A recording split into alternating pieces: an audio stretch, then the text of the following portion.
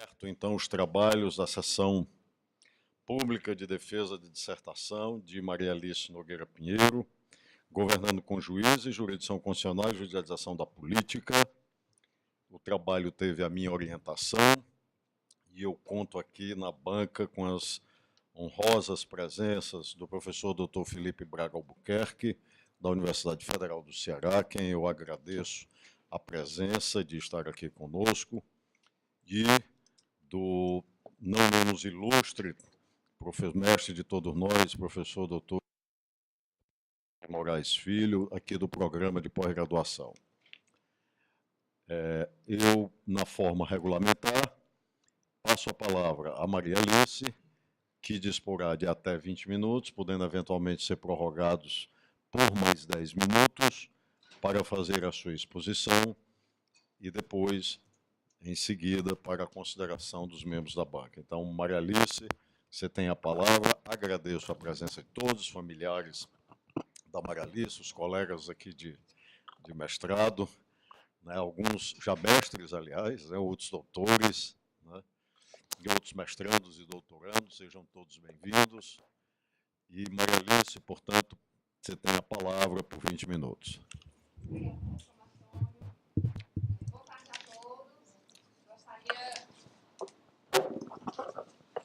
Boa tarde a todos. Eu gostaria de saudar a banca, na pessoa do professor Martônio, meu orientador. Gostaria de agradecer a presença de todos os amigos, todas as pessoas que contribuíram, especialmente aqui a Jéssica, minha família, que, de alguma forma, contribuíram para o trabalho. O trabalho ele não foi feito, não é algo tão pessoal assim. É uma construção ao longo desses 2 anos. E, além da brilhante orientação do professor Martônio, tem a contribuição dos meus amigos. Bom, o meu trabalho ele é intitulado Governando com Juízes, Jurisdição Constitucional e Judicialização da Política. Esse título ele foi baseado numa obra norte-americana de um autor chamado Sweetstone e foi uma das diretrizes para o aperfeiçoamento do meu trabalho, assim como demais outras doutrinas norte-americanas. A linha de pesquisa ela é a teoria da democracia, estudo na área da teoria geral do direito, hermenêutica constitucional, epistemologia e teoria do poder. Então, o meu trabalho ele buscou a orientação de qualquer incoerência. O objetivo do trabalho foi identificar os fatores, condições na democracia brasileira que pudessem contribuir para identificar a judicialização da política. Isso porque houve uma insatisfação da minha parte em identificar o tema do ativismo judicial e da judicialização da política unicamente sob o enfoque do Poder Judiciário. O Poder Judiciário ele não pode ser visto como o único contribuinte para esse tipo de ação.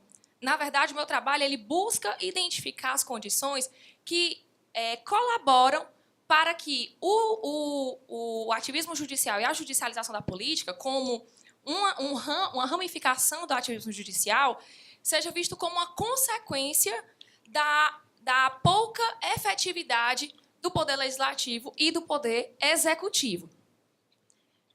Para tanto, o trabalho ele foi baseado em bibliografia nacional e estrangeira, especialmente a doutrina norte-americana, além da consulta à jurisprudência brasileira. Então, foram escolhidos alguns casos, parâmetros para identificar se existe ou não o caso de judicialização da política na democracia brasileira. Bom, no primeiro capítulo é denominado Jurisdição Constitucional e Judicialização da Política, tendência à juristocracia. Inicialmente, eu identifiquei num autor chamado Hans Richel um trecho que me chamou muita atenção. Ele indica que, mais cedo ou mais tarde, questões sociais iriam bater a porta do judiciário. E isso como uma construção das democracias mundiais, não só do caso brasileiro. Porque ele notou que, nas democracias mundiais, Estados Unidos Israel, no cenário mundial, Estados Unidos, Israel, na Europa, como uma particularidade, existe uma transferência cada vez maior do debate político para o judiciário, porque as instâncias representativas elas não são mais suficientes ou elas não querem mais ser suficientes para enfrentar a problemática social. Então, há essa transferência.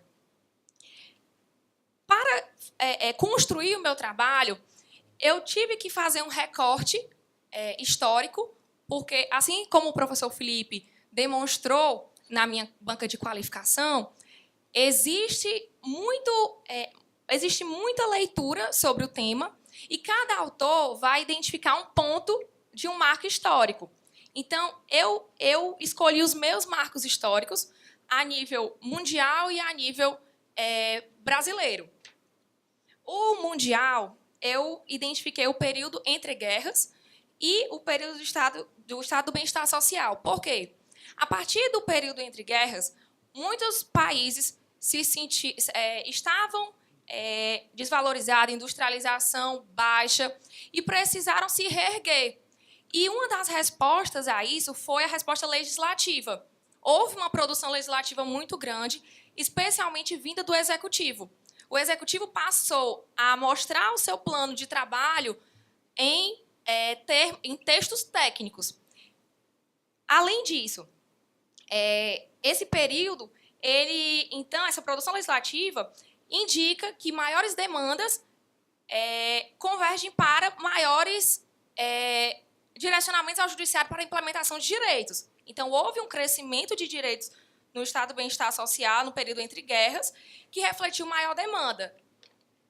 No cenário brasileiro, eu identifiquei o período da década de 30 e o período da Constituição, pós-Constituição de 88. No período da década de 30, foi caracterizado o governo de Getúlio Vargas. É um período caracterizado por um forte incentivo de nacionalização do povo, para que o povo seja incentivado a participar da política, e essa construção de raciocínio de nacionalização também acaba incentivando esse sentimento nacional. O primeiro marco, então, foi quando Getúlio Vargas passou a se preocupar muito com a questão trabalhista. Foi no período varguista que se notou um crescimento de normas trabalhistas e um pedido de maior efetivação de direitos. Então, o primeiro marco são as normas trabalhistas da década de 30 em diante, no período varguista. O segundo período foi a partir da Constituição de 88, que aí sim existiu uma forte previsão de direitos e garantias constitucionais, a nível constitucional, eu quero frisar isso, que aí dá um respaldo maior de efetivação de direitos, não foi só a nível legalista, e no mesma coerência de argumento, a positivação ela pediu mais demanda do judiciário. Entretanto, esse raciocínio de maior previsão de direitos, de garantias, significa também a necessidade de um aperfeiçoamento do positivismo vigente. E não só disso, das técnicas e dos métodos hermenêuticos. Significa também a necessidade, por consequência, de aperfeiçoamento dos mecanismos de controle de constitucionalidade. Quando você tem a junção desse positivismo insuficiente, aperfeiçoamento de métodos hermenêuticos e aperfeiçoamento dos mecanismos de controle de constitucionalidade, você dá ao judiciário maior respaldo e um olhar mais direcionado para a atuação dele. Isso significa que o judiciário ele passa a ter maiores mecanismos para a atuação. A partir desse positivismo um pouco mais trabalhado, a gente pode identificar uma problemática na atuação jurisdicional. Uma generalização do uso principiológico. a margem de discricionariedade do juiz se alargou e o uso dos princípios trouxe uma inclusão, ou pelo menos já dá uma certa sensação de inclusão indevida da política no direito. Ou seja, não podemos, de maneira alguma, dissociar direito e política. São temas que se relacionam de alguma forma quando a gente vai identificar jurisdição constitucional, judicialização de política, atuação do judiciário. Entretanto, o momento de falar de política, ele deve tentar ser um pouco mais específico. Não há que se falar, até em debate com o professor Martônio, nós chegamos à conclusão de que jurisdição constitucional é, sim, uma questão de política, por uma corrente lógica. Jurisdição constitucional, ela advém de uma legitimidade indireta conferida pelo poder constituinte, que é, sim, uma questão de política. Então, por vias indiretas, jurisdição constitucional também é política. Entretanto, o argumento jurídico ele tem que preponderar ao argumento político diante de uma decisão. E é isso que essa que é a problemática quando você fala de judicialização da política. Muitas vezes, essa transferência do debate ela é uma forma de o parlamentar, de o membro do executivo se resguardar daqueles deveres de representação para transparecer ao judiciário uma maior credibilidade. Então, isso tem que ser visto com maior cautela. Durante o meu estudo, eu identifiquei, como boa orientada do professor Martônio, a autora Ingeborg Maus. Ela é uma autora alemã e que estuda a relação do judiciário com os demais poderes. E, na obra Superego, ela vai falar que o Estado-juiz seria visto como o pai da sociedade órfã. Ou seja, o judiciário ele seria visto como aquele ente capaz, dotado de credibilidade, para resolver as questões individuais sociais. E ela questiona até que ponto o judiciário tem realmente esse papel e até que ponto existiria uma reificação individual, pois o indivíduo ele seria visto como apenas uma manobra para evidenciar a ascensão de poder. Então, até que ponto existe, sim, uma interligação do judiciário com o indivíduo? Será que essa é a seara mesmo para observar e discutir e responder a todos os anseios sociais?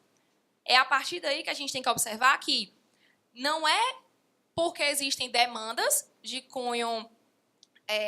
aliás, não é que o judiciário, por disseminação do acesso à justiça, que o judiciário tem que responder toda e qualquer demanda. O judiciário ele pode ser, sim, questionado, mas, ao mesmo tempo, será que ele deveria mesmo responder a todas elas a partir do mérito? Bom, então, o que se percebe é que a intervenção do judiciário ela acaba acontecendo na deficiência dos demais poderes. Então, o autor Hans Richter ele vai identificar que a judicialização ela tanto pode acontecer a partir do momento da transferência de elaboração de política pública para o controle judicial, ou então ela pode acontecer de uma legitimidade política pura, em que a judicialização ela vem do debate, da transferência do debate direto do legislativo para o judiciário. Isso é muito preocupante. Ele identifica, então, esses dois marcos. E identifica ainda, existe, sim, hoje, uma deferência dos poderes executivo e legislativo ao poder judiciário. Essa deferência ela não pode existir. A partir do momento que a gente retrocede a falar de Locke e Rousseau, Rousseau coloca o legislativo como coração. Ele é que é a base do nosso Estado, ele é o que sustenta o nosso Estado. Ele não pode ficar, ele não pode ser usurpado, ou ele não pode usar de mecanismos hermenêuticos ou de controle de constitucionalidade para se imiscuir das suas funções. Então, Hans Richter ele vai questionar bastante isso. Então, e complementando, a Ingeborg Maus relaciona aqui que há uma apropriação do espaço público pela toga. Então, o judiciário ele vira superego da sociedade ou o guardador das promessas sociais, como o Antônio Garrapão fala.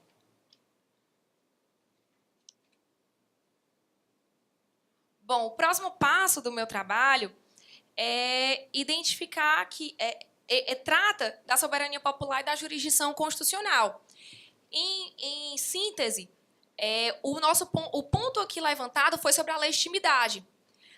Apesar de ser um ponto já bastante trabalhado pelas pessoas dessa área, é sempre bom enfatizar a questão da legitimidade, pois os juízes detêm uma legitimidade indireta quando tratam desse tema. O que é que eu quero dizer com isso?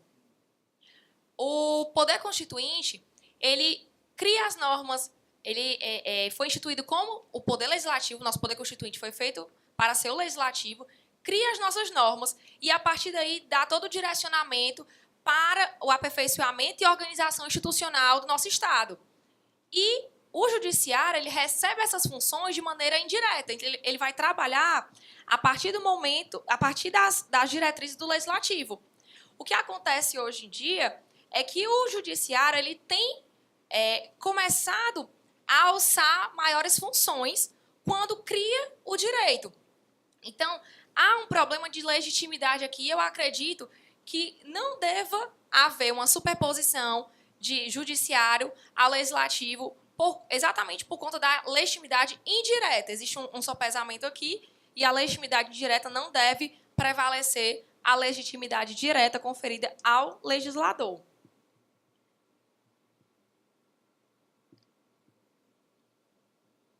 Bom, e para fechar o primeiro capítulo, eu identifiquei que a ascensão do judiciário, ela é uma primeira consequência de massificação de tutela, como eu falei, desde a época de 30, Estado do Bem-Estar Social, mas a massificação de tutela, por si só, ela não responde ao problema da judicialização da política. E, independente disso, o judiciário em ascensão, ele deve... eu terminei meu primeiro capítulo identificando que a responsabilidade do juiz ela deve ser um ponto na nossa democracia a ser averiguado. Não há que se falar tantos poderes sem tanto controle. Então, eu sugeri um fortalecimento do CNJ e identifiquei também um projeto de lei 280 que busca averiguar um pouco da conduta dos magistrados na hora da averiguação de processos penais, processos civis, para evitar o abuso de autoridade. Então, não adianta uma ascensão do judiciário sem fortalecimento do controle contra esse poder. O segundo capítulo, ele é identificado governando com juízes, razões para a inércia do executivo e do legislativo. Eu gostaria só de fazer um ponto anterior. O professor Felipe fez duras críticas à palavra inércia na minha qualificação, mas eu preferi deixar e talvez até amadurecer um pouco mais posteriormente. Mas, por enquanto, eu acredito que seja uma palavra razoável a se usar. Ou ainda poderia ser tratada uma baixa efetividade desses poderes nas suas atuações. Bom, nesse segundo capítulo, eu estudei mais detidamente a doutrina americana. Eu escolhi a doutrina americana, primeiro porque a doutrina americana foi... a doutrina americana não, os Estados Unidos foram o nosso parâmetro de instituição de controle difuso de constitucionalidade. Então, permanece esse parâmetro até hoje. E, além disso, a doutrina americana ela me chamou a atenção porque ela conseguiu categorizar, classificar de uma forma mais nítida a judicialização da política. Não adianta eu fazer um trabalho científico, crítico, e sem traçar classificação, sem traçar método. Então, eu me espelhei na doutrina americana para identificar condições para o surgimento da judicialização da política. Para tanto, eu utilizei a obra uma obra com vários artigos organizada pelos autores Tate e Valenden. Eles são autores norte-americanos que buscaram classificar 5 itens para que em determinado país fosse classificado uma maior judicialização ou não da política. Então, quais foram essas condições? Primeiro, eles identificam a democracia como o parâmetro para a existência de uma judicialização da política. E por quê? É identificado que a judicialização ela não prospera em ambientes autoritários. Nós podemos observar, no período varguista, que houve, inclusive, o fechamento do Congresso, houve diversos dispositivos que transportavam o ambiente de decisão para o governante, para o membro do executivo. E isso retira de atuação legislativo e judiciário. Então, em ambientes autoritários, a judicialização da política ela é pouco frutífera. A segunda condição, ambiente com separação de poderes. Por quê? Porque em um ambiente em que haja separação de poderes bem delimitada, cada poder tem a sua fonte de competência e, a partir do momento que você quebra essa baliza de atuação, você tem a ingerência de um poder sobre outro. E essa ingerência ela pode gerar judicialização quando executivo e legislativo eles silenciam sobre a sua atuação e transferem para o judiciário. Então, essa é a base. Não se quer dizer aqui que a separação de poderes que nós temos hoje ela é uma separação estática. Essa separação de poderes ela já foi superada há muito tempo. Nós não podemos ver funções, nós não podemos ver judiciário, executivo e legislativo apenas com funções típicas. Cada um tem sua função atípica. Mas, dentro do jogo político democrático, deve haver um respeito para que não haja uma carga de poder exatamente pela política em determinado ente, seja judiciário, executivo ou legislativo. Então, tem que ter um equilíbrio. A terceira condição são as características dos direitos políticos existentes na Constituição Federal.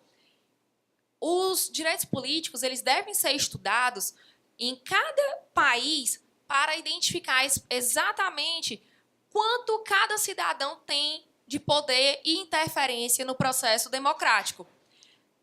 E, principalmente, as minorias. Como é que as minorias podem participar da democracia diante dos direitos políticos? Aqui, ele falou muito dos questionamentos de direitos perante outros órgãos. Esse questionamento ele pode ser também levado a um caráter de judicialização quando ele é exacerbado, quando as minorias ou os cidadãos que se sintam com seus direitos prejudicados, eles se dirigem diretamente ao judiciário e não questionam causas políticas no legislativo e no executivo. A quarta condição, o uso dos tribunais por grupos de interesse, sejam eles interesses sociais, econômicos, políticos. Esse aqui foi o ponto que mais me chamou a atenção. A mesma base de estudo que ele fez lá, eu fiz aqui, só que com o Supremo Tribunal Federal. Peguei os dados. Então, o parâmetro que ele utilizou ali foi o parâmetro de ADINs, ADPFs e mandado de segurança. Nós temos protocolados no STF hoje, desde 2000, que é o ano de catalogação virtual, 16.111 ações diretas de inconstitucionalidade. Em primeiro lugar, o presidente da República representa o maior formulador de ADINs. O APGR é o segundo e, para a surpresa ou não, os partidos políticos representam o terceiro ente dotado de credibilidade para adentrar no ADIM e questionar diversos parâmetros democráticos. Eu não adentrei aqui nos tipos de ação que foram... qual era o objeto de cada uma dessas ações, até porque ficaria um pouco inviável, e o próprio Supremo não direciona exatamente, ele dá números, ele não deu exatamente o objeto. Mas, assim, terceiro lugar, partidos políticos ingressando com a DINS. E de 2097 a DPFs, os partidos políticos lideram. Então, são os primeiros colocados a ingressarem com a DPFs, questionando no Supremo Tribunal Federal preceitos dos mais diversos objetivos. Ao final, eu vou identificar algumas das ações para especificar isso aqui. A quinta condição, uso do judiciário pelos partidos de oposição que se sentirem prejudicados. Então, aqui, o Tate Invalide, ele vai bem em cima do problema dos partidos políticos e da transferência do debate político. Eu peguei, então, os dados de mandato de segurança. Ao todo, 137 foram protocolados por parlamentares que se sentiram insatisfeitos e questionaram, em sua maioria, o processo legislativo. Ou seja, se utilizaram do controle preventivo de constitucionalidade para ir até o judiciário e questionar o trâmite legislativo. Inclusive, eu vou falar sobre isso um pouquinho mais tarde, mas já adiantando, o judiciário, no primeiro momento, ele se disse, na década de 80, se disse impossibilitado de analisar atos interna corporis, e o que nós vemos ao longo da pesquisa é que esse pensamento ele tem sido modificado para uma permissão um pouco mais atuante do judiciário dentro do processo legislativo. Então, eu também questiono, assim, ao final disso tudo, e uma sexta condição, a inefetividade das instituições majoritárias. Essas condições, elas são direcionamentos. Elas não querem dizer que, por si só, elas já incluem a judicialização de política.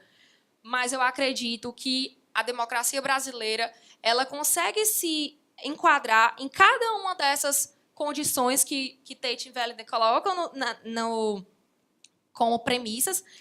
E o que eu posso extrair de conclusão disso aqui é que os custos da decisão política tornam a transferência da agenda política mais fácil para o judiciário.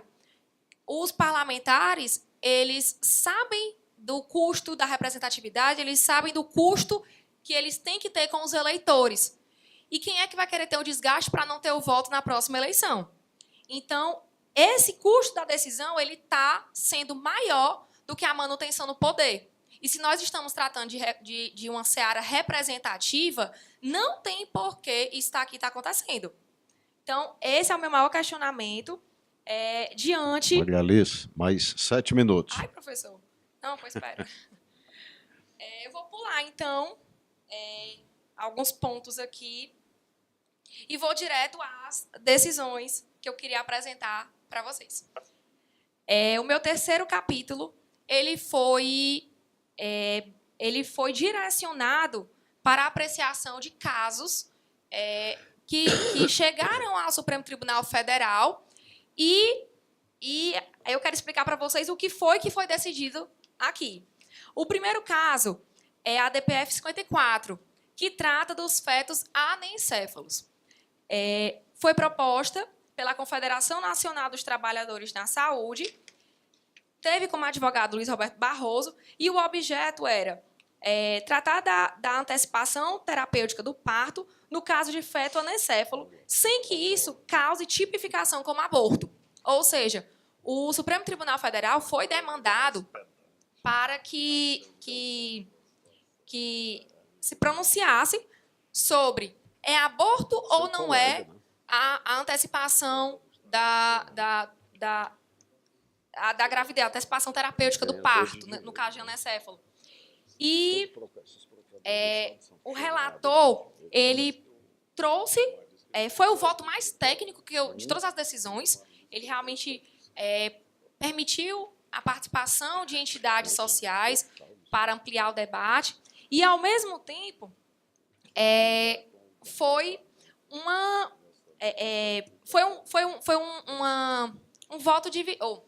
um julgamento dividido. Não foi unânime. E aí eu quero chamar a atenção para o voto do ministro Ricardo Lewandowski. Para mim, foi o voto mais técnico e, ao mesmo tempo, me chamou a atenção porque ele fala, olha, eu julgo pela improcedência da ADPF exatamente porque aqui não é seara para se discutir essa questão social. Existe o legislativo para aprimorar essa discussão. Então, ele foi contra, mas foi derrotado, e ainda assim a ADPF ela não permitiu a configuração como o aborto. E só mais um detalhe. Além do julgamento no STF, a ação proposta da ADPF, eu fiz a averiguação, existiam 2 projetos de lei sobre esse tema. Projeto de lei 4360 e projeto de lei 5166. Eles simplesmente foram arquivados, em detrimento de uma ação judicial. Então, como é que, apesar de você ter uma atuação legislativa e nada foi questionado no legislativo, deixou para o judiciário responder essa questão? Que tipo de situação é essa? Bom, o segundo ponto é a união homoafetiva, a DPF 132, que foi recebida como ADIM e julgada em conjunto com a ADI 4277, porque tinham objetos parecidos. O relator foi o ministro Carlos Aires Brito, e foi protocolado pelo governador do estado do Rio de Janeiro, quando ele se viu enfrentando diversas questões práticas práticas previdenciárias envolvendo casais do mesmo sexo. Então, ele ingressou com essa ADPF para questionar. Bom, eu chamo a atenção para o voto do ministro Gilmar Mendes. Ele critica, ele fala, olha, o STF está assumindo um papel positivo. Nós estamos utilizando o STF, adota uma decisão manipulativa com eficácia aditiva. Mas, se eu não me pronunciar e se nenhum de vocês se pronunciarem, quem o fará? Então, que tipo de argumento também é esse? Ele identifica uma judicialização e uma postura mais atuante do judiciário e, ao mesmo tempo, julga. Ele, em momento algum, se disse impedido ou se disse que não era a seara propícia para aquele debate. Então, houve, sim, o reconhecimento desse direito fundamental, exatamente por identificar que é uma essência de jurisdição constitucional e que deve prezar pelo respeito da dignidade das minorias. Para mim, jurisdição constitucional ela não pode ser fundamento de política superior ao jurídico. Então, nós não podemos transpor o jurídico ao político nesse caso. Nada contra uniões homoafetivas, mas nós estamos aqui numa seara jurídica. O outro ponto, eu vou pular, eu vou chegar aqui. Só mais um caso, professor, eu encerro, que não vai dar tempo. Terra indígena Raposa Serra do Sol. Houve uma demanda, uma ação popular, para declarar a nulidade de uma portaria do Ministério da Justiça, homologada pela Presidência da República, que demarcou a terra indígena Raposa Serra do Sol. Por maioria dos votos, a ação foi julgada parcialmente procedente. Houve, sim, a declaração de que a demarcação foi feita de uma forma constitucional e de uma forma técnica, ok, mas, ao mesmo tempo, foram estabelecidas salvaguardas constitucionais. O que são essas salvaguardas constitucionais? São parâmetros utilizados pelos membros do STF para identificar em que condições seriam feitas essas demarcações de terra. Ou seja, a terra que tivesse minério tal teria que ser da União, teria que ser o que é que era dos índios, o que é que era da União. A meu ver, isso aqui se trata de um ato normativo geral, ou seja, legislativo, aliás, judiciário legislando e identificando normas gerais abstratas de caráter legislativo.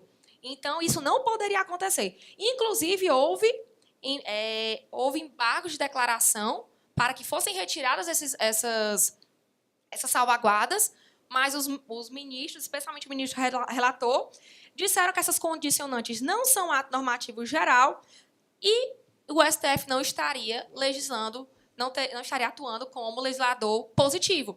Era apenas um direcionamento que daria mais substrato à causa. Então, o que se percebe nos votos, na interferência do processo legislativo, no feto anencefalo, na união afetiva, é que, apesar de os argumentos dos ministros serem levados à consideração como interpretação conforme a Constituição, o que nós podemos perceber, ou pelo menos o que eu percebi aqui, foi uma atuação positiva. Porque quando você fala em interpretação conforme a Constituição, você pressupõe duas opções legislativas aptas a gerirem um caso. Isso não significa considerar ou dar poderes para uma criação normativa. E o que se fez foi isso.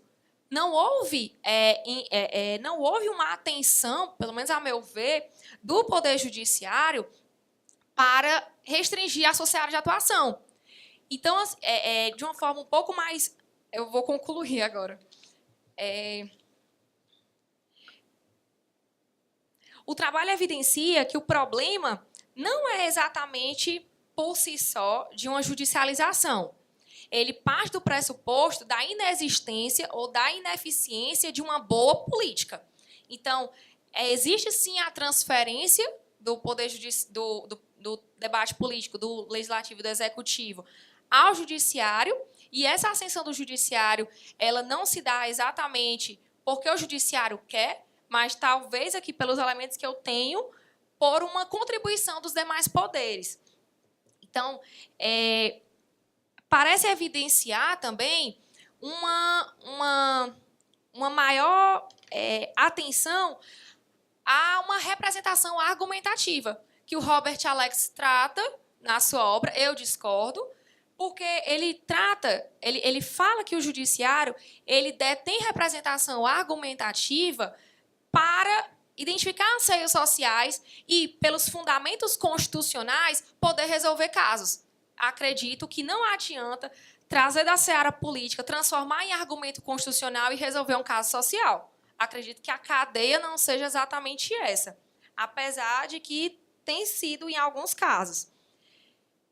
Então, assim, criticar por si só o judiciário em virtude de um ativismo ou de uma judicialização é focar no problema errado.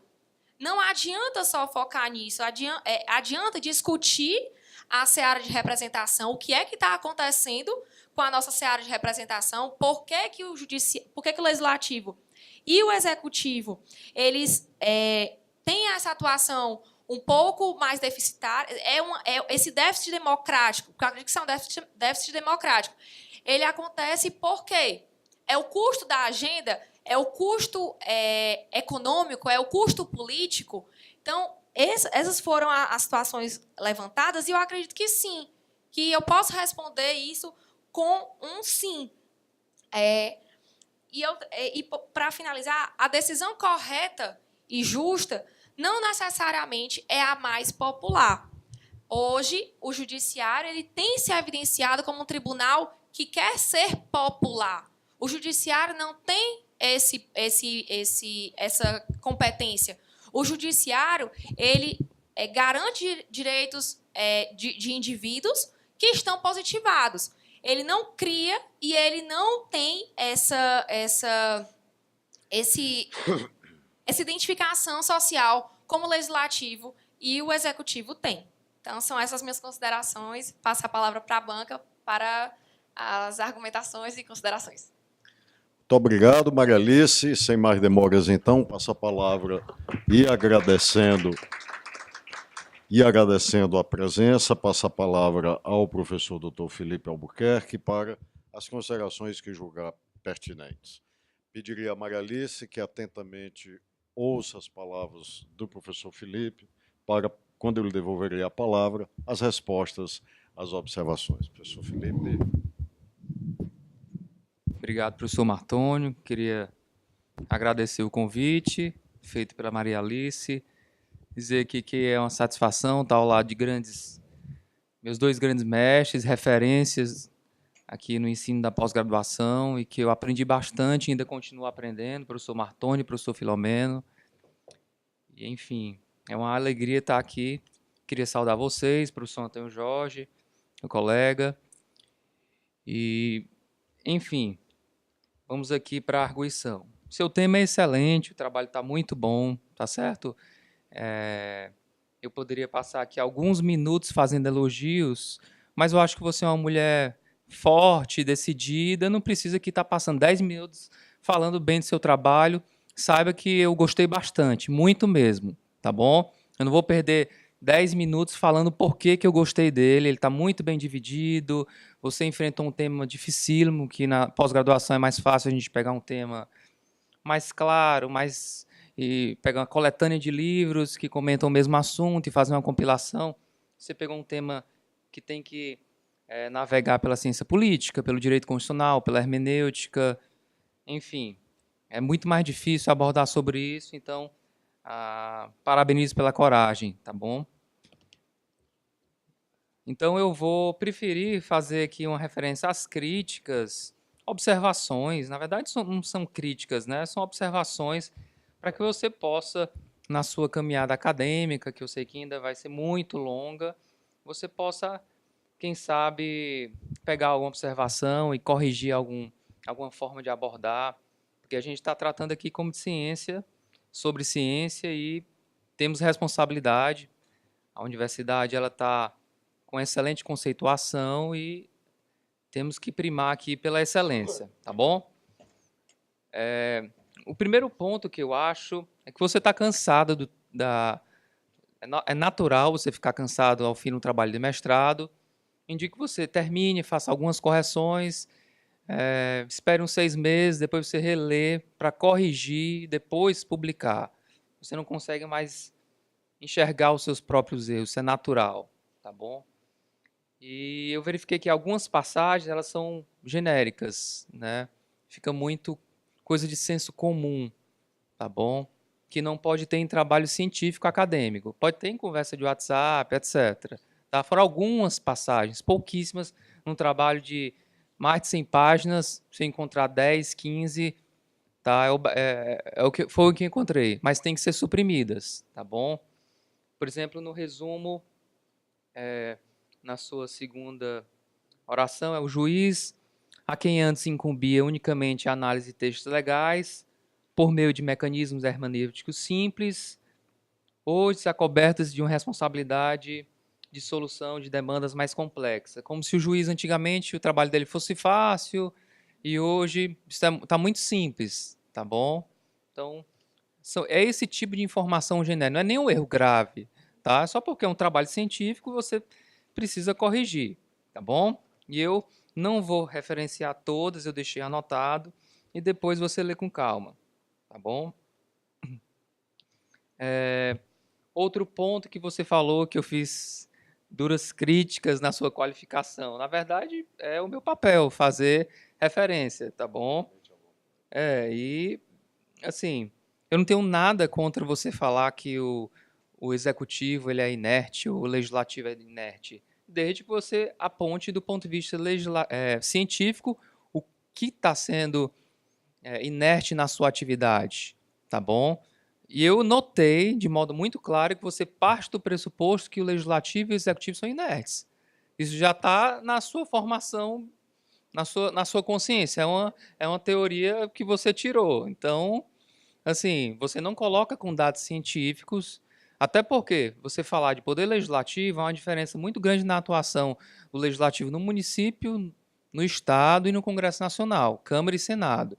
Então, para falar que ele é inerte, é uma análise muito responsável que tem que ser feita.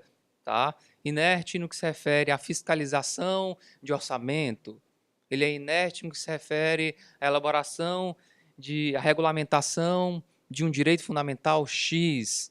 Tá? Se você quer falar que se ele é inerte do ponto de vista científico, aí você traça um ponto, faz uma análise que é difícil de fazer, você diz, ele é inerte. Agora, falar genericamente que ele é inerte é que eu acho que, do ponto de vista científico, tem que ter mais cuidado. tá bom? Mas nada contra. E eu senti que você coloca, porque muitos autores colocam, mas o fato de muitos autores colocarem, você está sendo advertida que não vá por esse caminho, tá? Você tem a colaborar muito mais com a ciência e dizer que ele é inerte ou não por causa disso, tá bom? Então, desde a introdução no último parágrafo, você coloca isso. A crescente litigiosidade decorre da inexpressiva atuação dos demais poderes. Também, mas não é só disso, tá bom? A questão, papel da mídia, que divulga mais resultado de processo, a questão histórica de um país, né, que tem uma dificuldade, uma desigualdade social, então uma Constituição muito garantista, então isso tem que ser aprofundado. Então são várias questões. Falar de omissão é apenas uma delas, tá bom? Então, na introdução você volta a falar, o tema ocasiona discussões em virtude principalmente do descrédito conferido ao legislativo, e além disso o executivo se mostra estrategista. Estrategista como, né? Em que sentido? Tá? Estrategista ele tem que ser, né? Faz parte da atuação política dele, mas em que sentido? É só para ter um pouco de cuidado com algumas, são poucas, colocações que eu acho que ficaram genéricas, tá bom?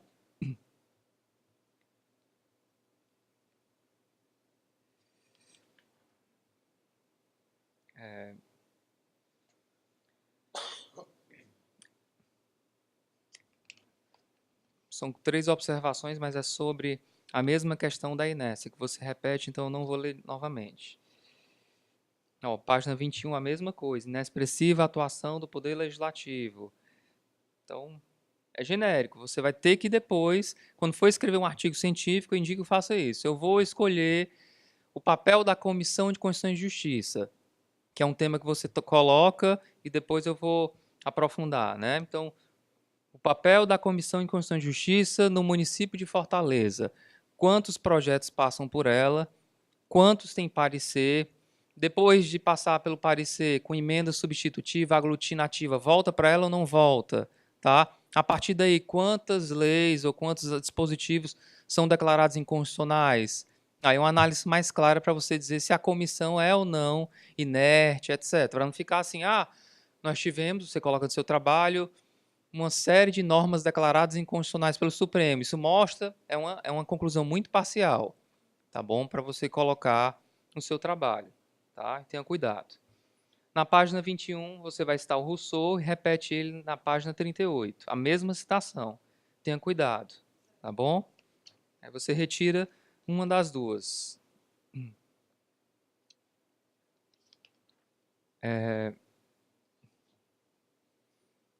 Você vai falar do CNJ, na página 35. E na conclusão você também o referencia. Eu acho que ficou muito curto. Tá? Uma página, não dá nenhuma página aqui falando do CNJ. Ou você aprofunda ou você retira. Tá bom? Tá? Eu acho que você deve retirar. Você faz um artigo depois sobre isso. Tá bom? Então, como é que o CNJ vai fazer o controle dessa questão de judicialização da política? Ele não tem esse papel de mérito para rever uma decisão e mandar uma advertência para o Supremo Tribunal Federal. Então, você tem que pensar bem como você vai colocar o papel do CNJ. Nas suas conclusões, por exemplo, eu acho que na última página, é algo que ficou genérico, no último parágrafo. Ó. Eu proponho um aprimoramento das atividades desempenhadas pelo CNJ e aperfeiçoamento das comissões de Constituição e Justiça, na página 106. Isso é muito genérico para um trabalho científico. Aprimoramento e aperfeiçoamento. Como assim, né? Aprimoramento no sentido disso, daquilo outro e tal, porque foi verificado que X processos, etc. Aperfeiçoamento porque foi verificado, tá bom? Assim como o projeto de lei, é muito interessante, faça um artigo na página 36, o projeto que fala lá, define abuso de autoridade, a questão arbitrária pelos membros do Poder Judiciário. Ficou curta a análise, então, ou você suprime ou tenta, nesse tempo que você tem para concluir, fazer uma análise mais aprofundada, tá bom? Na página 37, você vai falar de separação dos poderes, e coloca que o Locke propôs as primeiras ideias. Tem Aristóteles, tem Marcílio de Pádua também, referência para foi o primeiro. Tudo bem, do ponto de vista da teoria política, da modernidade, só para refazer a frase, tá? Não está errado, tá bom?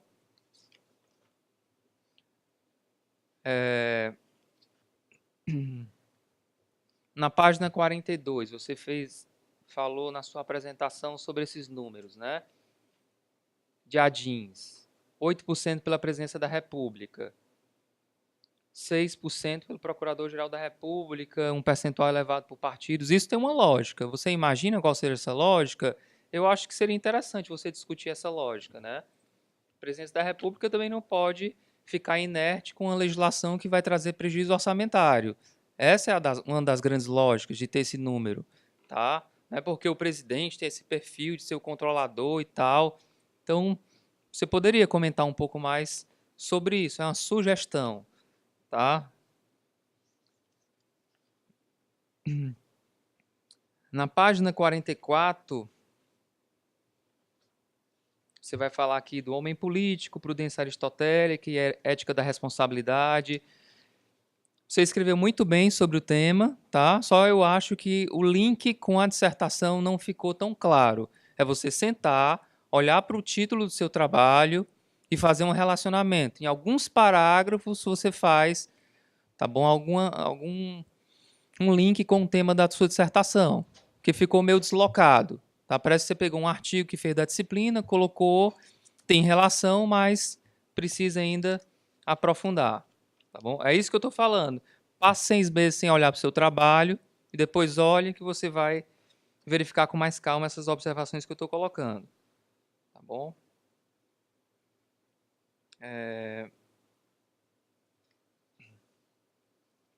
Umas questões de formatação. O título da página 51, Pensamento Autoritário do Oliveira Viana, né? Assim, eu não sei se eu colocaria esse título, até porque você pode falar que o Oliveira Viana é um pensador autoritário sob uma perspectiva, tá bom? Mas você vai aqui ressaltar a importância da sua obra para a definição de um certo espírito de sentimento de povo, de nação, de Estado, de sentimento nacional, como é que o Oliveira Viana vai tratar sobre isso, tá bom? Então, assim, você começa a fazer uma crítica e no final não traz a principal colaboração dele para essa temática, tá bom? Tenta dar uma pequena relida sobre o Oliveira Viana para melhorar mais esse tópico. Se você quer criticar ele, tem o Gessé faz uma crítica muito interessante ao pensamento dele, você poderia utilizar, tá bom? Eu acho que é na Tolice da Inteligência Brasileira ou é sobre cidadania, eu não lembro, tá?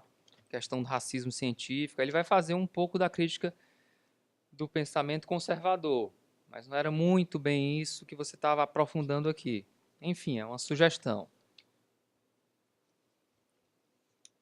O que mais? Na página 62, esse dado aqui, reveja com calma, desse jornal alemão, que diz que 2/3 dos brasileiros estavam pedindo a renúncia da presidente Dilma, né? Tá, é uma notícia, você colocou a notícia, né? Tá bom? Mas depois você pense a melhor notícia para retratar o problema, tá? Porque fica parecendo uma notícia... Esse problema é tão grave para colocar no trabalho, né? Então ficou uma notícia como se você estivesse defendendo o impeachment do ponto de vista desse meio de comunicação, tá bom? Não sei se é o mais sólido, eu não conheço, o professor Martoni pode até falar desse jornal, tá bom? Enfim, tenha cuidado ao fazer essa referência. Você diz aqui na página 64 sobre comissão parlamentar, comissão de Constituição e Justiça. Verifica-se um pouco aproveitamento da realização do controle de constitucionalidade das comissões de Constituição e Justiça. Isso é uma conclusão sua. Não tem nenhum trabalho científico, análise de dados que você possa chegar a essa conclusão. E eu acho que é uma conclusão um pouco precipitada, tá bom? Você pode até ter essa impressão 64, tá bom? Mas eu acho que na Câmara e no Senado eles têm um papel muito interessante, com corpo técnico, pessoas concursadas, tá bom? Então, tenha cuidado com esse tipo de colocação, tá?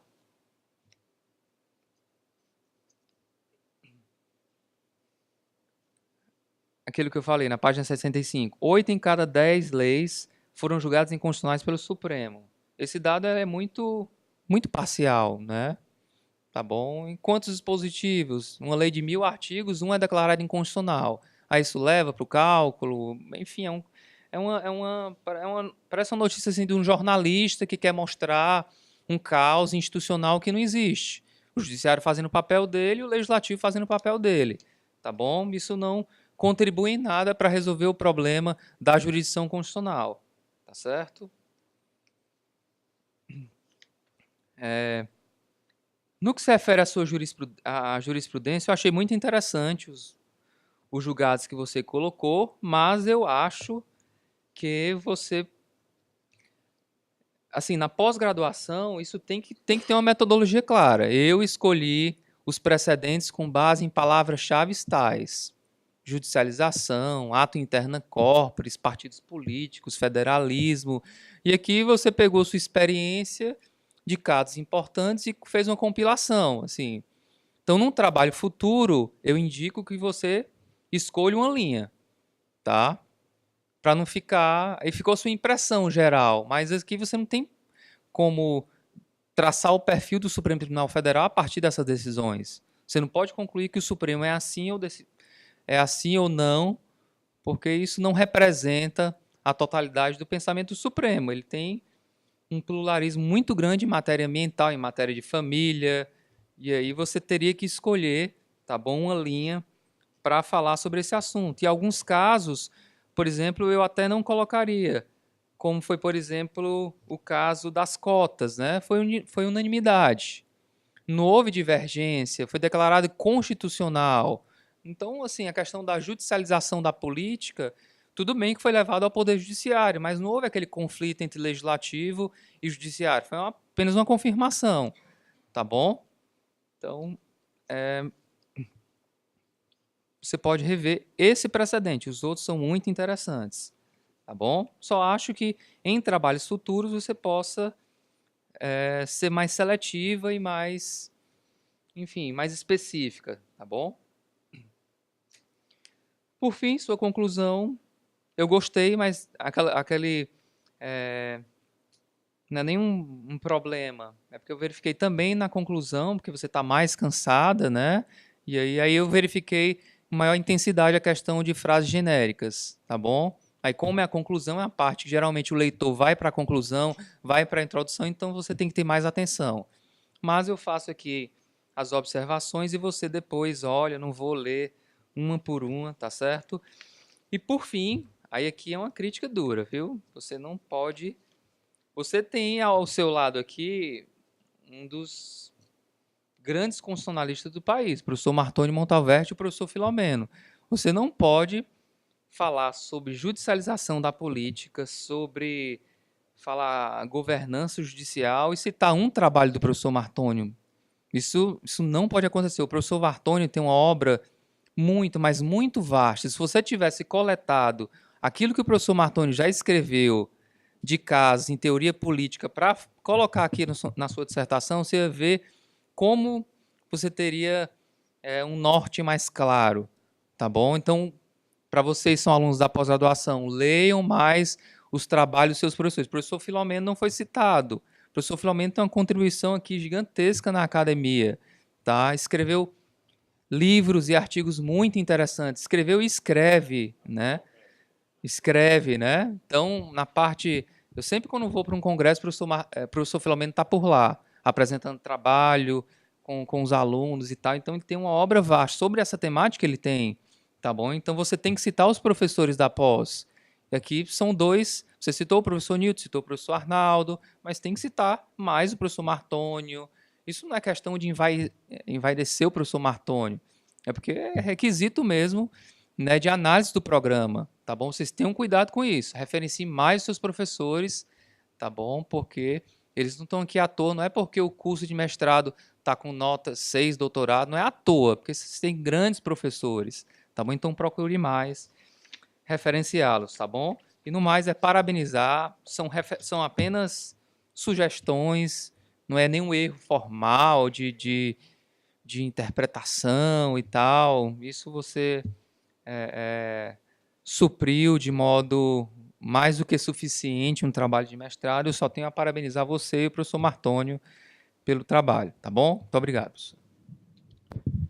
Muitíssimo obrigado, meu caro professor Felipe. Agradeço a generosidade das suas palavras e pediria, desde já, se fosse possível, professor Felipe, que o seu exemplar nós poderíamos ficar, depois eu conversar com a Maria Alice. Eu indago, Maria Alice, se lhe haveria algum problema de eu passar a palavra ao professor Filomeno e você responder. Desde depois eu também gostaria de falar, desde que enfrentasse todos os tópicos, tantos que foram comentados pelo professor Felipe, quanto pelo professor Filomeno. Então, se não há nenhum problema nesse sentido, eu passo a palavra ao professor Filomeno para fazer as observações que considerar adequadas. Em primeiro lugar, boa noite a todos. Eu quero, em primeiro lugar, cumprimentar o professor Martônio, que preside este evento acadêmico, e a minha satisfação também de estar aqui com o Felipe. O Felipe fez parte da banca dele de doutorado e agora, já mais recentemente, convidado por ele, tive a ocasião de participar na Universidade Federal do Ceará de bancas em que ele é orientador, de modo que o Felipe é um fruto desses frutos abençoados do nosso programa, né? Orientado pelo professor Martônio e, por conseguinte, pelos seus caminhos bem abertos e os está trilhando de maneira muito venturosa. Queria cumprimentar a todos e todas aqui presentes e cumprimento o meu colega de programa, professor Antônio Jorge, e quero fazer uma saudação especial à minha querida amiga desembargadora Nailde Pinheiro, presidente do Tribunal Regional Eleitoral. Desejar-lhe que este ano tenha muitas luzes para gerir o processo democrático eleitoral. Minhas queridas orientandas, ou semi-orientandas, ou quase orientandas, não tem nenhum nome aqui dos meus orientandos, tá? Mas eu, Maria Alice, de um modo geral, eu acompanho as observações do professor Felipe. Primeiramente, elogiando o seu trabalho, um trabalho muito bem feito, um trabalho bem pesquisado, uma bibliografia portentosa, tanto a nacional como a estrangeira, e você, além do mais, fez aqui uma defesa, e se o seu trabalho tivesse senões, a sua defesa já a entronizaria como uma mestra em direito constitucional. Bom, de modo que eu acompanho a Maria Alice, fiz parte da sua banca de graduação, convidado pelo professor Martônio, e desde esta época a conheci naquele momento, e desde esta época tenho a melhor impressão sobre ela. Foi minha aluna, excelente aluna na minha cadeira, e nós mantemos um diálogo um diálogo acadêmico muito profundo. Mas eu também estou aqui para fazer algumas pequenas observações, não são críticas, ou se são críticas construtivas, acerca do seu trabalho, tudo no sentido menos até de que você faça essas modificações logo, mas no sentido de, durante a sua vida acadêmica, principalmente eu imagino que você vai logo perseguir o doutorado, que possa levar em consideração como as minhas observações são dialógicas, tá? Mas eu queria discordar do Felipe. 6 meses para você descansar e começar a olhar o trabalho é muito tempo. Não é necessário tanto. Eu usaria um parâmetro, as férias de 60 dias do judiciário, que você as utilizasse para começar a fazer a sua revisão. Tá bem? Essa é a minha discordância fundamental com ele, a única. Pelo menos o que ele falou aqui hoje, tá certo? Mas eu começo aqui pela introdução, pela sua epígrafe inicial, Paulo Brossard. Eu gosto muito dessas coisas do Paulo Brossard. Era meu ídolo na época que eu era estudante de graduação, com aqueles seus discursos arrasadores, né? Mas ele diz aqui, a Constituição fez bem ou mal? Ela fez, é só isso mesmo. Ela fez o quê? Bem ou mal? Ela fez. Eu tenho a impressão que está faltando algo. Depois você examina. Mas, erro aqui no seu trabalho, eu só constatei um e eu vou dizer logo. É o que está na página 46, quando você diz que o Max Weber escreveu, me parece que você está se referindo ao ensaio, que foi originalmente uma conferência pronunciada em 1919, e não nos meados do século, dado que o Max Weber morreu no ano de 1920, então aí você tem que corrigir mesmo, né?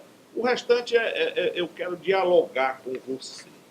Eu começo a ter um viés nas minhas leituras, eu começo qualquer trabalho pelas referências.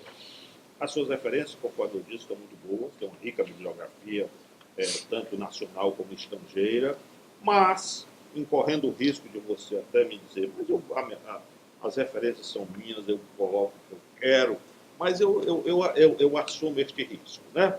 Em primeiro lugar, acho que o Felipe tem completa razão, você subestimou a produção teórica e empírica do seu orientador, o professor Martoni. Estou apenas um artigo, e nem sei se o mais relevante dele nesta matéria, né? Mas também encontrei outras ausências, né? Por exemplo, há um livro da Tami Pogrebinski sobre judicialização e representação, que é um trabalho muito interessante, embora eu discorde da sua conclusão. Eu tenho a impressão que o livro do Oscar Viana Vieira ainda tem algum tipo de sobre a jurisprudência política do Supremo Tribunal Federal. O que mais? O próprio Werneck Viana tem um trabalho interessante. O Werneck Viana, juntamente com mais duas outras pessoas, escreveram o livro sobre judicialização da política, você cita muito, mas ele fez um balanço quando a Constituição completou 17 anos, né?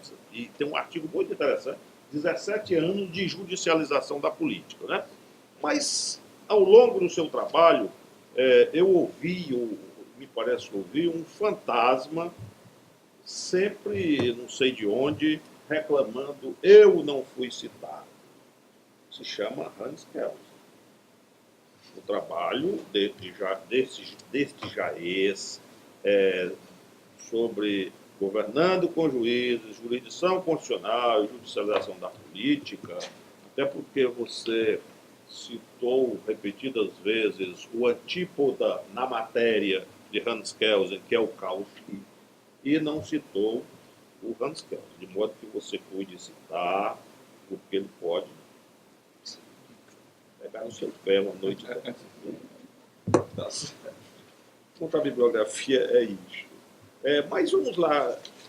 Eu concordo com o Felipe, Maria Alice, nessa sua, digamos, renitência em considerar, me parece, a sua crítica é fundamentalmente ao legislativo, mas algumas vezes você diz legislativo e executivo. Isto não tem procedência no meu modo de ver, certo? Esta inércia do legislativo. Por exemplo, a inércia do legislativo. O legislativo de 86 para cá produziu a Constituição de 1988. O poder legislativo, não é o Congresso. Não foi um Congresso constituinte, originário, foi o legislativo. O legislativo fez uma porção de CPI de grande envergadura, né? Lembremos da CPI que levou o Collor ao impeachment, a CPI dos anões do orçamento, do judiciário e diversas outras, né? Nós podemos discordar, mas qual foi o legislativo no mundo que em 20 anos fez 2 impeachments de presidente da República? Isso não é inércia. Nós podemos discordar do que foi feito, e afora uma legislação infraconstitucional de relevância. Um dia desse alguém estava dizendo, foi pelo legislativo que passou a legislação que dá proteção às empregadas domésticas. E assim, o Estatuto da Criança e do Adolescente, e por aí vai, né? Então, digamos, inércia não é bem o que se quer, né? O que se constata do legislativo. Mas você faz isso a partir do Raison, na página 10, na página 21, e na página 38 começa um capítulo com a inércia do legislativo. Né? Me parece que não é muito apropriada. Né? O professor Canoutilho diz o seguinte, que tem juristas que são amigos do legislativo, amigos do judiciário e amigos do executivo.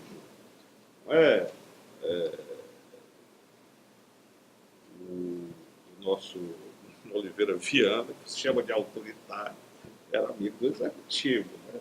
Do Francisco Campos, né? E vários outros, né? Mas ele diz, né, eu sou amigo do legislativo, porque no legislativo é onde se dá o conflito básico na sociedade e onde conjuntamente se podem resolver os problemas, né?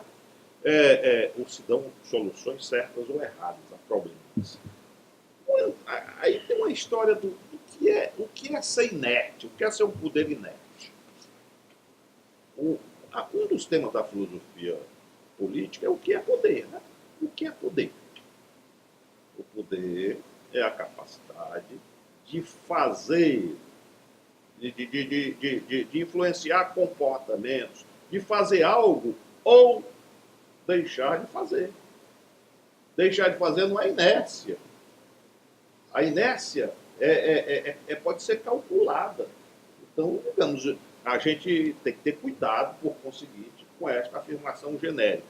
Dizer que o poder executivo é inerte, uma das vertentes mais fundamentais da literatura político-constitucional é que atribui ao poder executivo a capacidade, a qualidade de ser delegativo, de fazer coisas em demasia além da representação. Se você olhar o poder executivo do Brasil, do incremento que ele teve dos anos 30 para cá, dizer que o poder legislativo é inerte, às vezes você pode olhar para ele, como o Getúlio olhava para aquele ministério dele, e dizia, metade dos meus ministros não são capazes de nada. Mas a outra metade é capaz de tudo, né? Você pode até olhar sobre essa perspectiva. Mas isso você pode chamar de tudo, menos de inércia. O Brasil, o executivo do Brasil tem muitos problemas, mas o executivo do Brasil tem um papel importante também no processo de desenvolvimento. Certo? Então, eu tirei muito cuidado com essa coisa da inércia, ou então eu qualificaria muito o que é inerte, tá bom? Sim, aqui na bibliografia também eu citaria uma tese de doutorado importante, que se chama Magistratura, Cidadania e Acesso à Justiça, do nosso eminente professor Gustavo Raposo Feitosa, né? Da casa, tá bom? Tire esses adjetivos, inexpressiva atuação, que você cita em demasia, né? Em demasia. Depois, Maria Alice, eu tenho um bocado de coisa que depois eu lhe passo, né? Mas eu queria saber, na página 30, você, quando fala do judiciário, você diz que o judiciário, talvez a sua legitimidade seja decorrente de dois parâmetros. Um que você chama de coragem cívica e o outro de imparcialidade. Eu me perguntaria, o que é que significa isso? Coragem cívica e imparcialidade nos tempos atuais, né? A página 33 você fala de poderes do judiciário, de poderes, eu não sei se é um erro de computação, poderes elevadores. Elevadores de quem e de quem? Tá certo? Do Max Weber eu já falei. Eu acho que o Felipe tem razão dessa discussão que você utiliza essas duas categorias weberianas, são muito importantes, né? A ética da convicção e a ética da responsabilidade. O meu medo é que essas categorias sejam utilizadas aí sem maior senso crítico, é que os indivíduos, dizendo, e sobretudo o judiciário, dizendo estar praticando a ética da responsabilidade, estejam cometendo, na verdade, desmandos e não se comportando com a ética da responsabilidade. Até porque, recuperando o nosso mestre de todos nós, Lênio Streck, a gente tem que ter tem que ter um senso crítico muito apurado para aquela afirmação que há muito por aí em relação ao judiciário, ou vocalizada por magistrados, e que julgo de acordo com a minha consciência. Né? Era bem melhor, mais digno, justo, razoável e salutar, e julgasse de acordo com a Constituição e as leis. Né? Tudo bem? Então, essa é uma pergunta mesmo. O que é que você entende por essa história aí de coragem cívica? Depois, Maria Alice, na página 28, eu fiquei um pouco confuso quando você fala de judiciário como poder, Supremo como poder constituinte, ou o Supremo como detentor, ou como realizador do estado de exceção. Isso é a mesma coisa. Isso é a mesma coisa. Quanto a... Lá na sua conclusão, eu tenho também uma coisa lá. Você fala que há avanços protagonizados pelo Poder Judiciário, lá na página 104.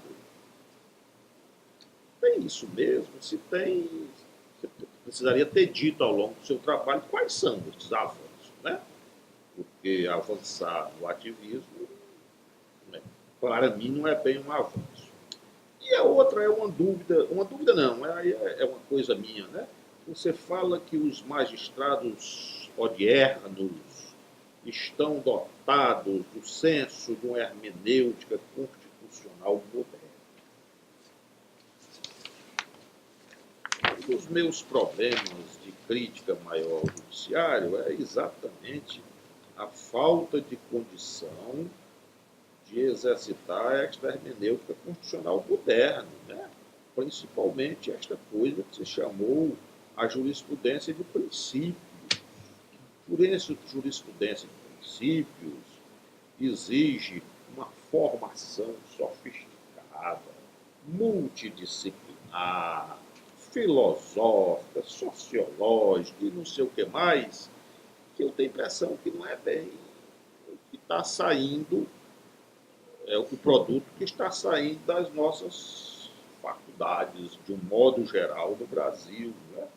Então, me parece um tanto temerária essa sua afirmação deste protagonismo do judiciário por conta desta hermenêutica constitucional moderna.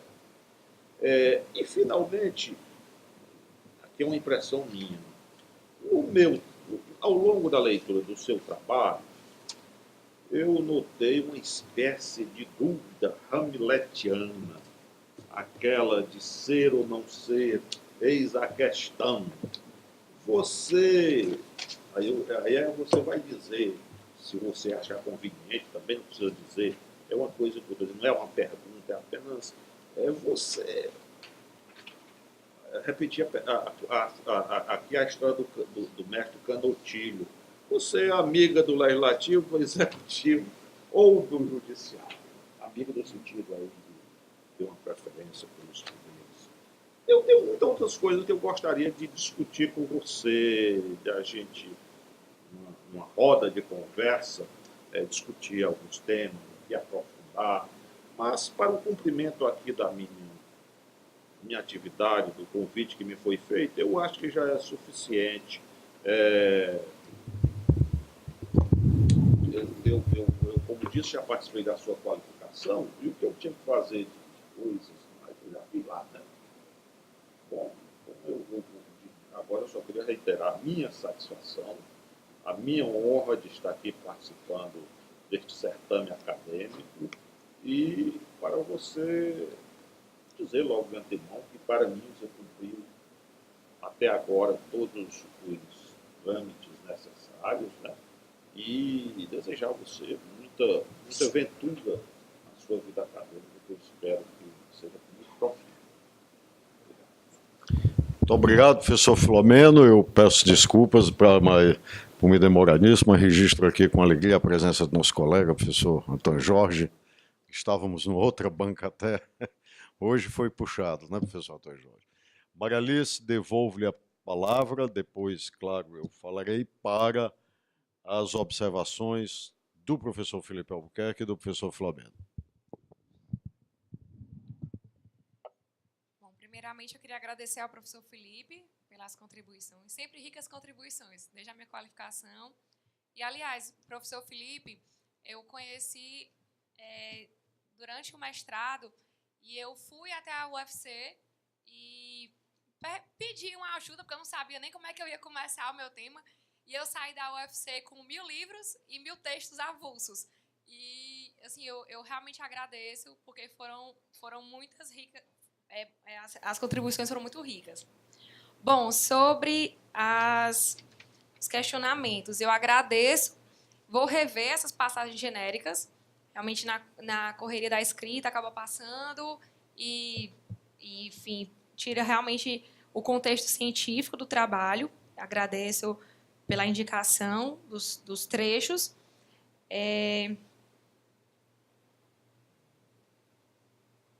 Bom, quanto ao ponto que o senhor falou sobre o CNJ e o projeto de lei, eu penso em retirar, realmente, acatar aqui a sugestão de retirada. O intuito de colocar o CNJ e o projeto de lei foi um desfecho do primeiro capítulo para identificar que a ascensão do judiciário ela não pode vir sem um maior controle. Então, caberia aí o controle interno pelo CNJ e o controle externo por esse projeto de lei 280. De fato, eu não me dediquei muito, talvez seja... não vai mudar o meu trabalho, então talvez seja o caso realmente de retirada. O Locke ele foi colocado no trabalho como marco da teoria moderna, então assim, eu realmente conheço os demais autores, mas identifiquei o Locke, em seguida Montesquieu, fiz a sequência para... porque senão fica muito amplo, e aí eu precisaria de um recorte teórico para identificar o tema.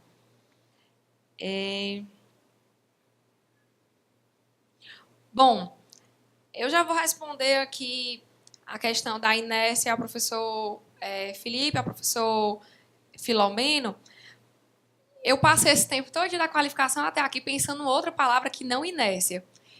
Eu coloquei trechos inexpressiva atuação para amenizar a inércia. Não foi suficiente. Mas eu queria identificar que o intuito de falar de inércia, o intuito de... ou qualquer nomenclatura que venha aqui, o intuito é identificar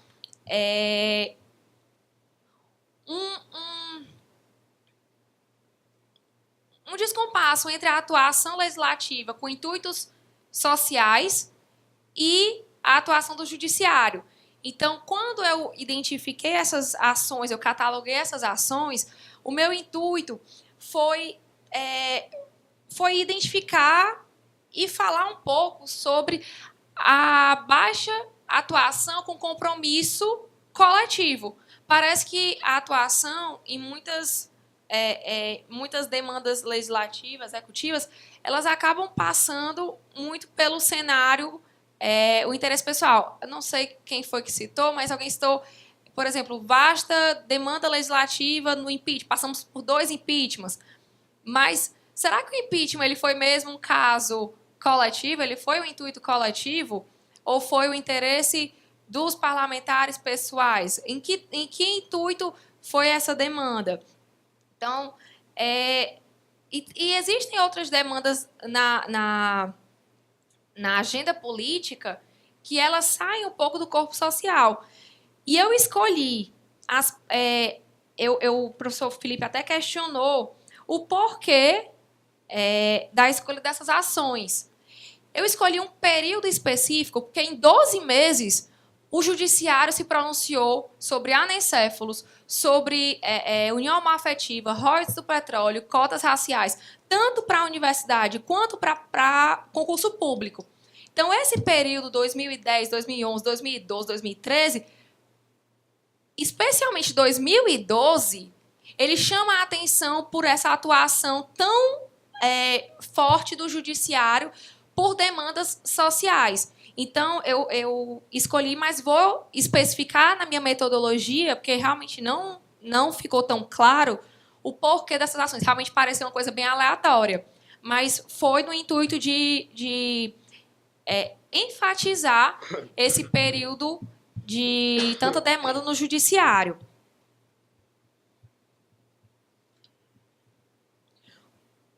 A questão do Oliveira Viana. Foi colocado o Oliveira Viana na parte dos pressupostos institucionais que viabilizam uma judicialização pela descaracterização de um legislativo e de um executivo. Mais pelo legislativo. Eu parti do pressuposto que existe também uma falta de consciência cívica, uma falta de consciência de participação democrática para ir atrás do legislativo e atrás do executivo para implementarem o que eles queriam quando os elegeram como representantes. Então, quando eu penso aqui nesse capítulo de pressupostos institucionais, eu citei uma falta de um caráter nacional no Brasil, que Getúlio Vargas tentou instituir. Eu falo também de uma política de clã que ainda permanece no Brasil, porque nós temos o espaço público muitas vezes gerido, habitado por uma elite que não condiz com os anseios sociais, e isso é um problema. Então, a gente traz a política de clã para cá. E o autoritarismo, eu só citei no sentido de identificar que o autor fala que será que o Brasil precisa de um autoritarismo momentâneo para conseguir constituir se desenvolver? Eu acredito que não seja o caso, mas eu vou dar uma atenção maior para que esse título, né, envolvendo o autoritarismo do Oliveira Viana, não fique tão solto, tenha um contexto que justifique melhor. Quanto à indicação da revista alemã, posso retirar sem problema nenhum. Foi mais assim no intuito, a título de curiosidade que eu coloquei, porque essa revista alemã ela fez uma pesquisa envolvendo 27 países e falava da confiabilidade nas profissões. E aí colocou uma confiança muito alta, a maioria dos países indicou uma confiança muito alta no judiciário e baixa nos poderes representativos. Então, foi só nessa ideia. Realmente, a citação que eu coloquei, ela não foi muito feliz. Então, eu penso em retirá-la e contextualizar um pouco melhor a revista. É mais a título de curiosidade mesmo.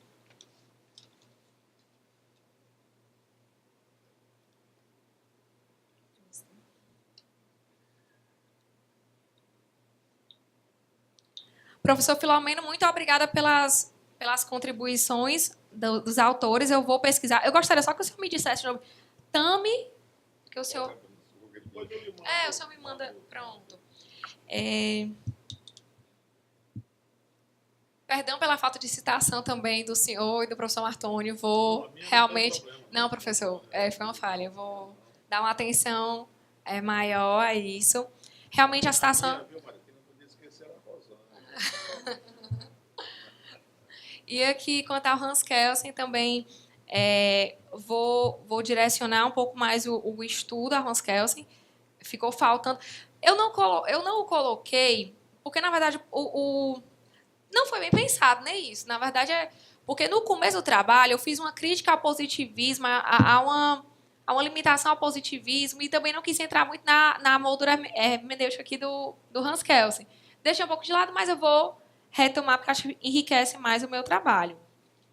Maria Alice, é porque alguém, quando olha o seu trabalho, e você faz um trabalho, não citou o Hans Kelsen, a dúvida é se você conhece ou não. Então você tem que dizer que conhece. Antes que a dúvida aflore na cabeça de algum desavisado ou desavisada.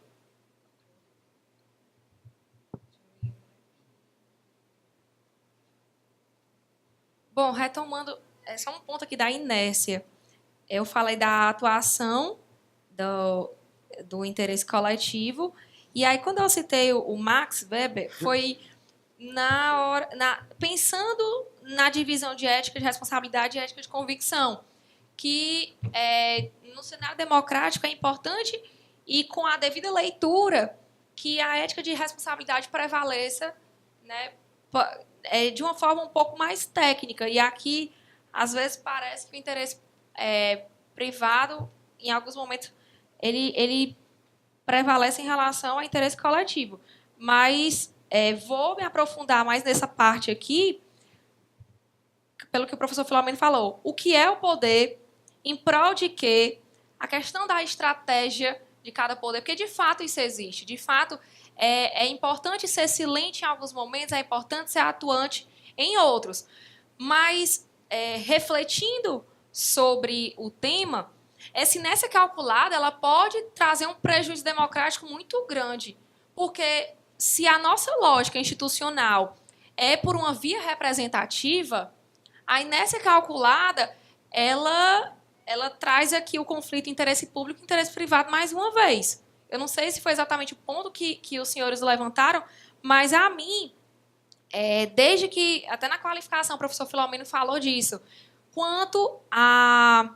Olha, Maria Alice, você falou aqui das desavenças eleitorais, que, em razão das desavenças eleitorais, os parlamentares eles podem não querer dar continuidade a algum projeto. Só que, ao mesmo tempo, essa inércia calculada, ao meu ver, ela causa um déficit democrático e um problema de representação. Então, isso também tem que ser averiguado. Essa estratégia, em que ponto privilegiar um projeto de lei, em que ponto colocar em pauta, em que ponto deliberar sobre determinado tema, ele tem, sim, um custo na agenda política, mas, ao mesmo tempo, ele tem que ter um custo de maior consciência quanto aos representantes e representados. Então, tem que haver uma sopesação com relação a isso também. Bom, quanto ao ponto da imparcialidade e coragem cívica. Esses termos foram citados pelo professor Pedro Serrano, quando ele tratava sobre estado de exceção, legitimidade política. E aqui, ele fazia críticas ao estado de exceção e falava que, olha, como é que o debate político ele pode ser transferido com tanta facilidade ao Poder Judiciário se nós temos condições de ter comissões de Constituição e Justiça comissões de Constituição e Justiça eficientes, capazes de lidar com a constitucionalidade, porque elas existem exatamente para prever problemas técnicos de constitucionalidade. Ou seja, eu tenho um processo de construção de lei, enfim, passa por diversas sessões, tem um trâmite bem rigoroso, porque nossa Constituição, nossa lei, qualquer emenda pede esse trâmite, e a Comissão de Constituição e Justiça, ela é a responsável pelo controle prévio e durante nos atos interna corporis. Então, quando eu tenho aqui o debate passando para a imparcialidade e coragem cívica para o judiciário, quando o Pedro Serrano ele levanta esses dois pontos, ele identifica que, pela imparcialidade que o juiz tem que ter diante da causa, isso legitimaria, e a coragem cívica é de aprofundar no mérito questões sociais que os demais poderes não têm essa coragem. Então, ele fala, olha, isso aqui é só para identificar para vocês o que eu imagino que legitime, mas não que isso aqui faça algum sentido. Então, quando eu coloquei no texto essas duas expressões, imparcialidade e coragem cívica, foi muito no sentido de dizer... foi uma questão muito mais de reflexão do que mesmo de uma afirmação. Quando eu coloco aqui... eu, inclusive, coloco uma pergunta. O que legitima o judiciário perante a sociedade? Talvez a coragem cívica e a sua imparcialidade. Isso já pegando o contexto do professor Pedro Serrano. Então, foi buscando a legitimidade do Poder Judiciário que, de alguma forma, tentaria se justificar por esses dois fatores que, ao meu ver, não são suficientes para justificar. A outra indagação do professor Filomeno foi sobre judiciário como poder constituinte e estado de exceção. Aqui eu realmente não me debrucei muito sobre o tema, porque, por si só, até conversando com o professor Martônio, isso aqui já dava uma dissertação.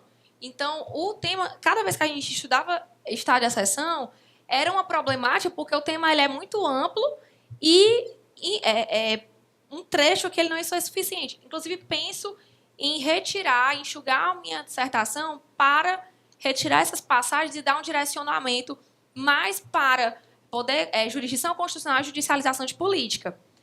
Como judiciário como poder constituinte é a título de reflexão também, porque a nossa formação institucional ela coloca como poder constituinte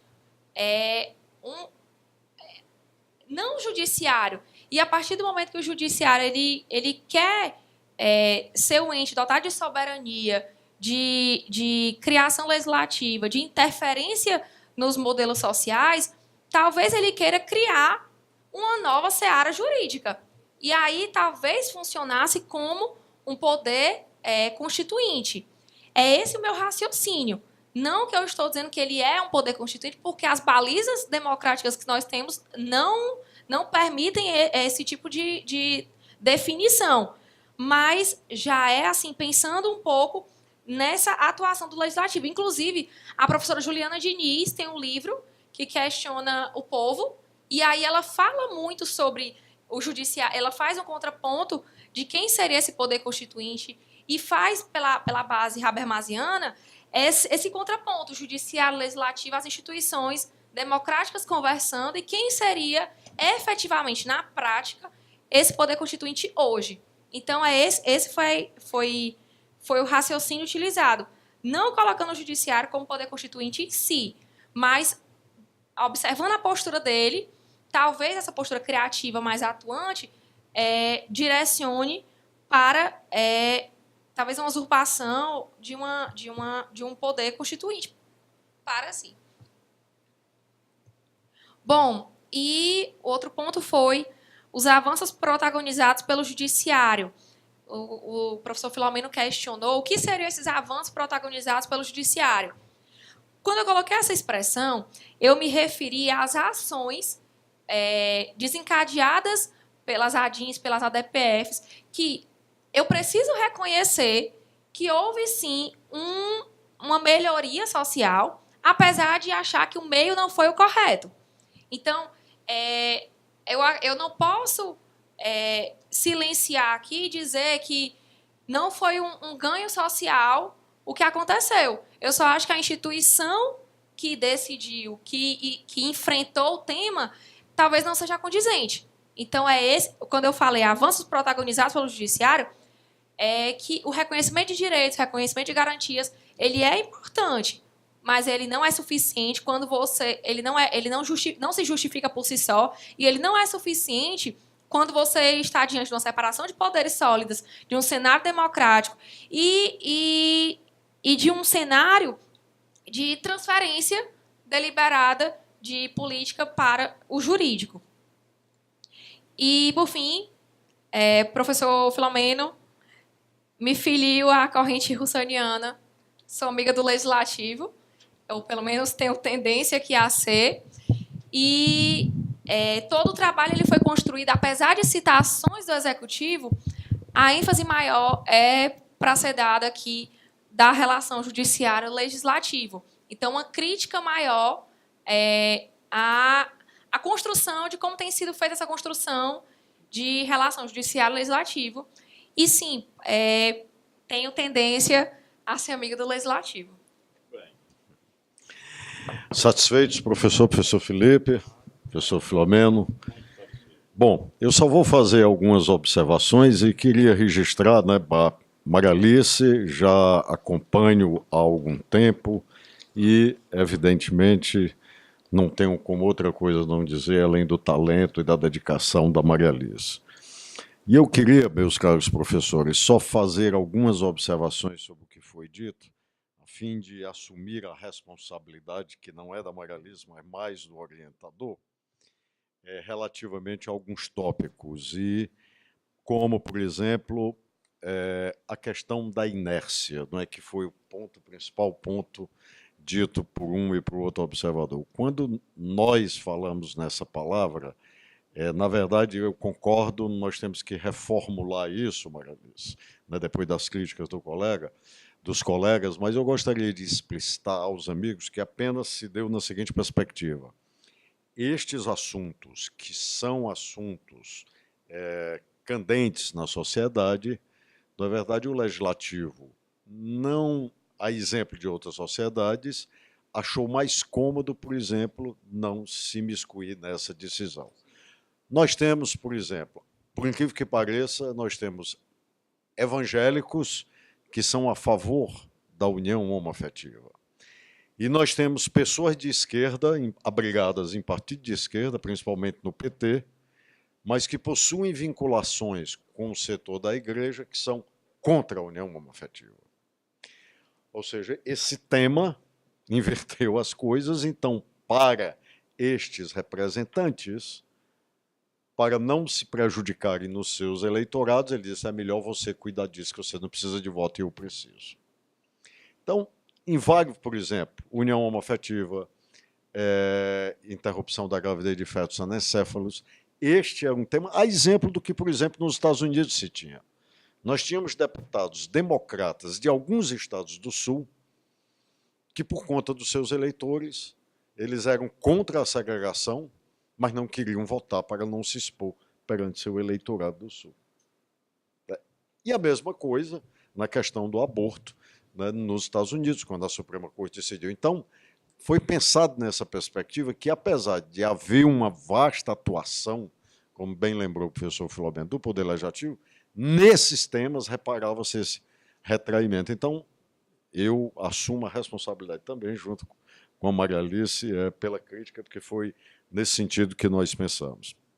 E, professor Filomeno, a epígrafe, que eu acho belíssima, eu tenho certeza que eu mencionei isso várias vezes para a Maria Alice, essa frase aqui se refere, talvez fosse melhor explicitar mesmo, mas apenas para dizer, será no grande debate sobre se o Supremo Tribunal Federal tinha ou não competência para conhecer de qualquer ação relativa ao processo de impeachment de Collor de Mello, e o ministro Moreira Alves dizendo que o Supremo Federal tinha competência, Paulo Brossard mostrando a Constituição, dizendo que não tinha.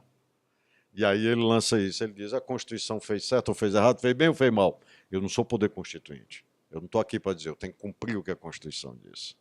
O que levou o Supremo a mudar o entendimento agora. Ou seja, lá em 92 ele dizia, posso e devo controlar o processo. E todos nós sabemos por que ele disse agora, não posso e não devo controlar o processo. Todos nós sabemos por que ele disse. Claro, porque participou, né, do que a gente chama do golpe mesmo. Ou seja, então, essa citação, talvez nós tenhamos que explicitar isso, mas ela é no âmbito, está na obra do impeachment e nas belíssimas palavras do Paulo Brossard. Como eu sempre acompanho o professor, o professor Filomeno, eu também sou entusiasta, ele sabe disso, né, do grande ex-ministro da Justiça, ministro do Supremo, Paulo Brossard. A questão do Max Weber também, professor Filomeno, passou por mim, não deveria passar, temos que corrigir-me, apesar da Maria Alice, né, e de Hans Kelden. Mas, não, eu compartilho inteiramente, também chamo a responsabilidade disso, até porque tem Carl Schmitt, e os dois, o debate começa com os dois, com um e com o outro. Não a parte positivista, porque isso tangenciaria o trabalho, Maria Alice. Mas essa parte aqui nós teremos que ver. Tá? Então, meus amigos, apenas cumprindo regimentalmente, né, o que determina o regulamento do nosso programa, eu peço que todos, por favor, se retirem e nós voltaremos breve para a deliberação, o anúncio da deliberação final.